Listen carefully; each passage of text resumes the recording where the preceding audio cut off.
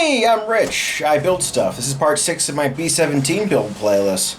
So, last time, I left us with a bit of a cliffhanger of sorts of adding this little piece, be him right there, to the model. But to do that, I gotta paint it up. So, that's the first thing we're gonna do today.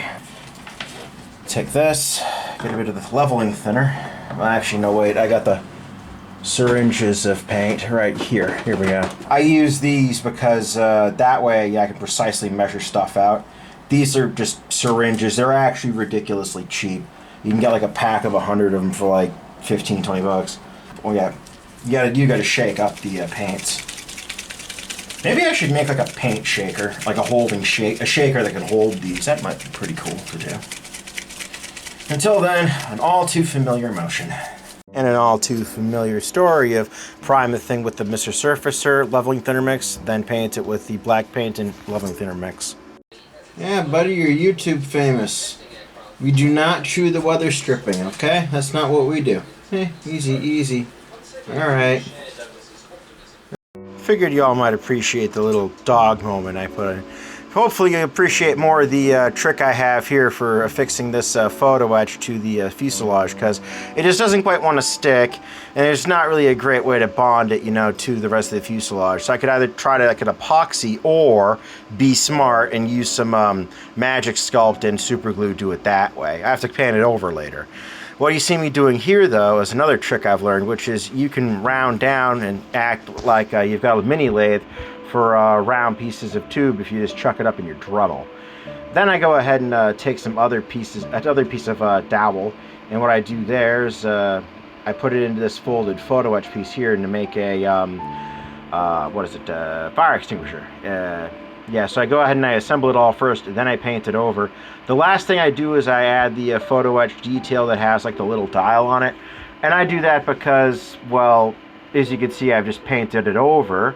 And if I had the dial or the detail on there, there's a good chance that I'd paint over that detail or muck it up somehow as well, even if I use like a masking solution. So, and then of course I fix it in place, and then I fix another piece in the wrong place, but then I fix it right. And then I start painting onto the kind of cockpit instrument panel piece. And then I start fixing a couple issues like that putty I mentioned.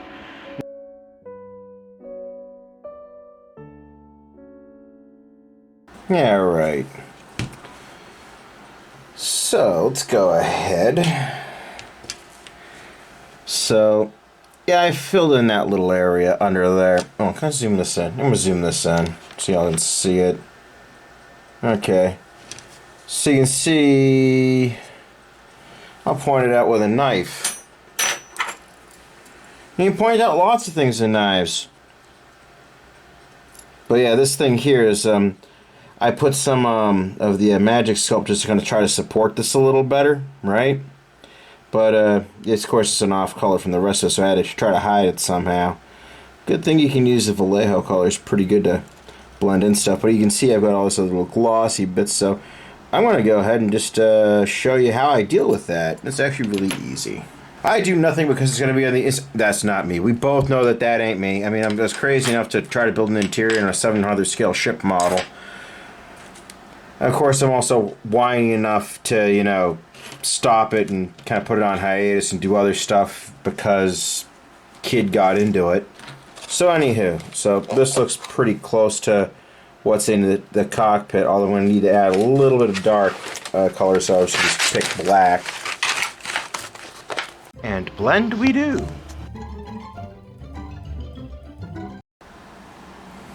Alright, and now for a obligatory fit check.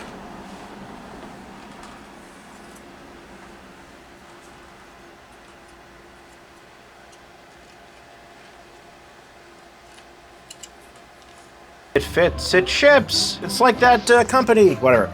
Anywho, so then you see me, besides trying to just hunt up something good to watch on my phone, trying to put everything back together. Get everything all situated in the cockpit, both for the from the little bombardier controls yoke thing, as well as the you'll see the cockpit instrument panel piece as well.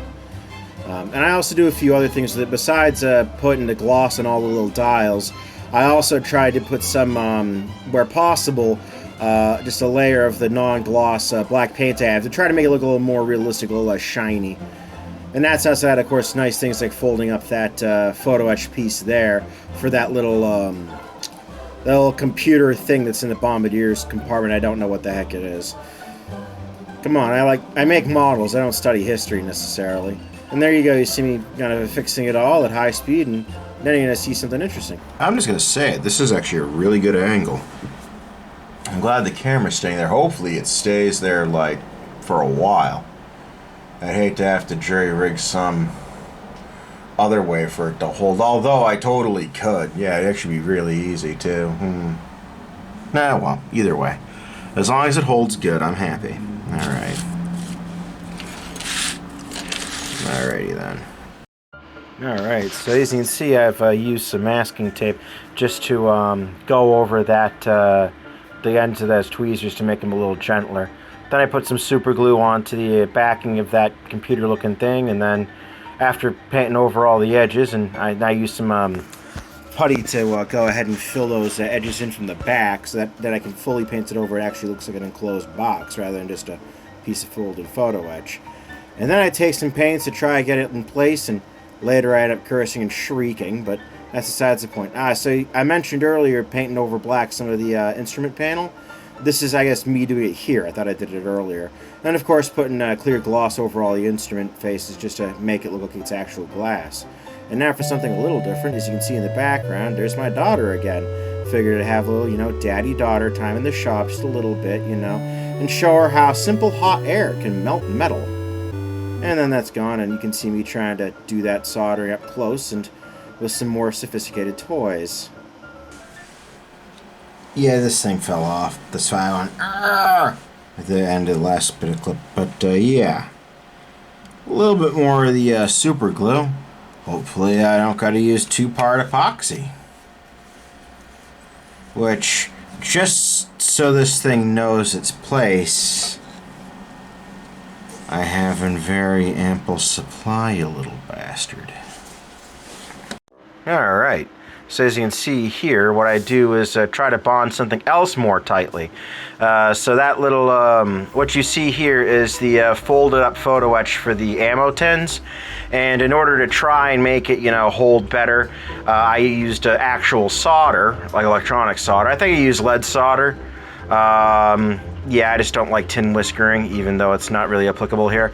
But you can see I heated up with that air soldering iron, and then I also what I do is I draw it away with that weird, like brown looking thing that looks almost like a fabric. It's called a desoldering wick.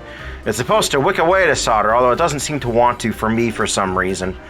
But a desoldering bulb is just a pain in the neck to get there. And now you see me like setting up the photo etch belt before I do something in slow speed. I gotta shoot this a little bit in real time here. Because the analytics say y'all don't quite like a lack of time lapse. I know statistics that say do 3 videos, but nah. Look, I get it. I can be smart, but well, it feels good to be dumb sometimes too. So yeah, I just extended the lead out here and popped off the dried super glue, and now I have again a renewed applicator to put some super glue on some points of this fake belt thing here. Off the camera, I'm just gonna go ahead and put some super glue down on the mat.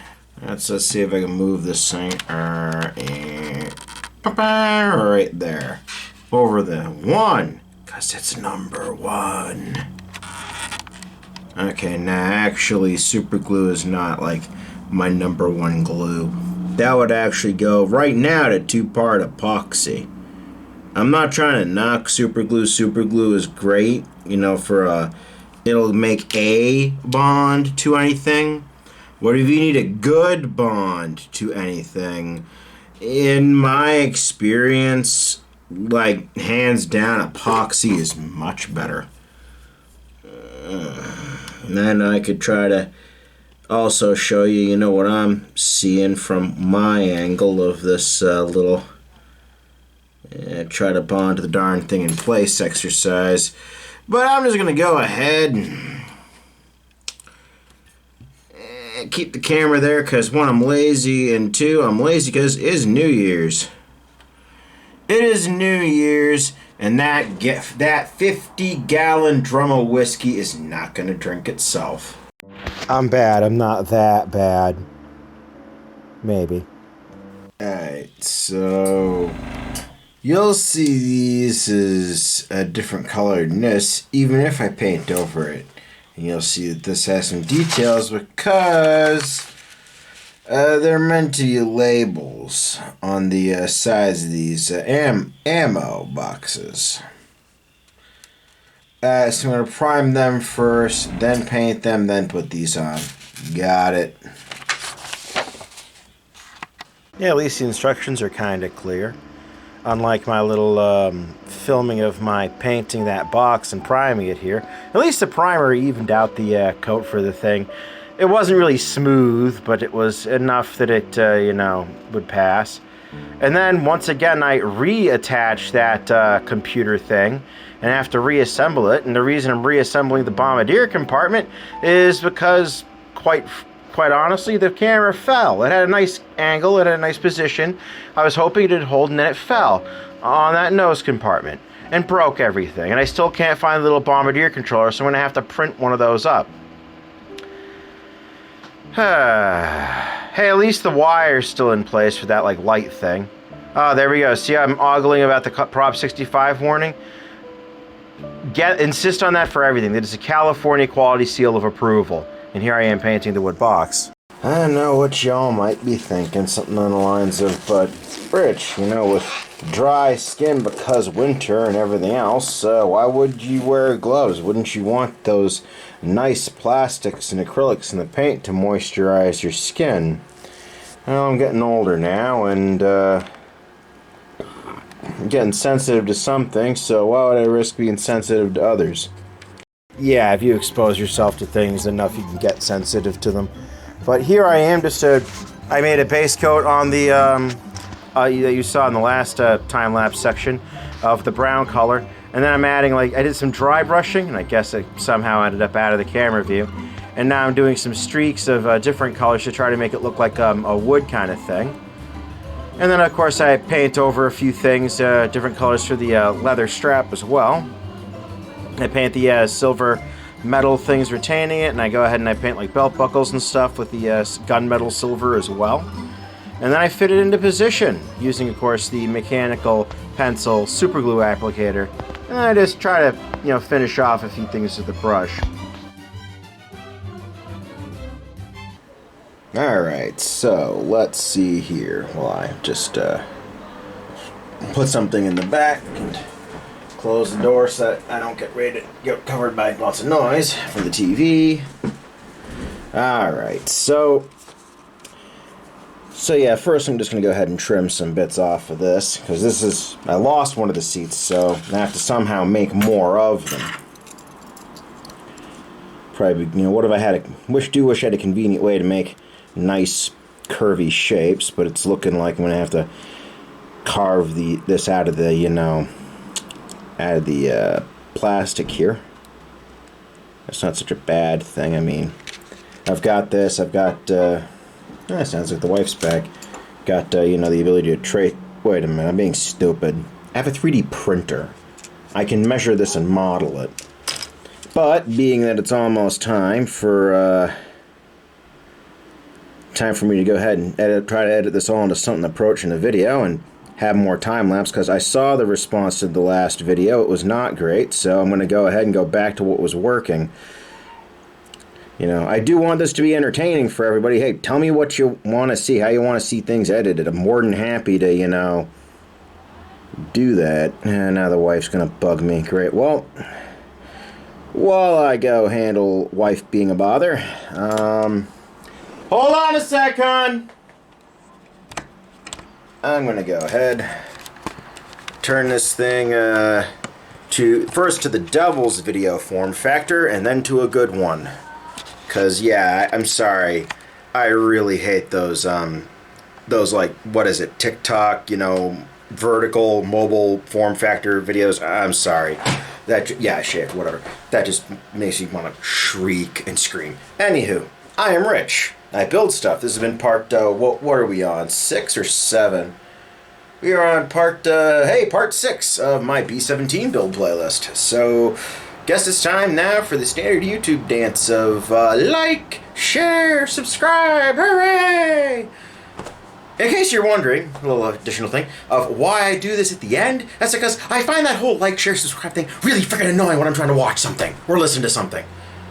Okay, rant over. Peace out.